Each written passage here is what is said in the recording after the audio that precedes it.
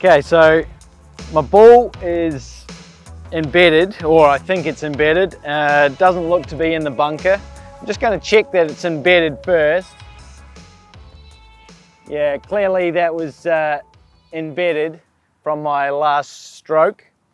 Now, because it's in the general area, I get free relief. I'm entitled to free relief. So I've got to work out if I do have a relief area.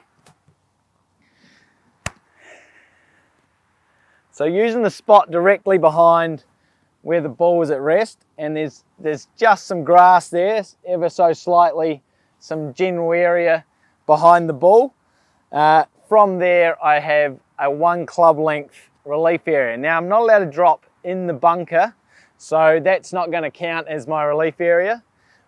But if I put my club there, no nearer the hole, so no nearer the hole, you can actually see that I have this little slither of general area in which to drop. That can be my relief area. Going the other way, there is some sort of general area there, but it's mostly putting green or bunker. So I'm just going to use this relief area in which to drop my ball. Now I can obviously change balls if I wish, and just dropping from knee height.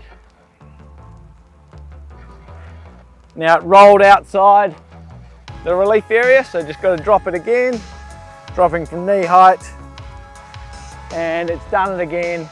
So just place it on the spot where it first hit the ground on the redrop, and now my ball's back in play.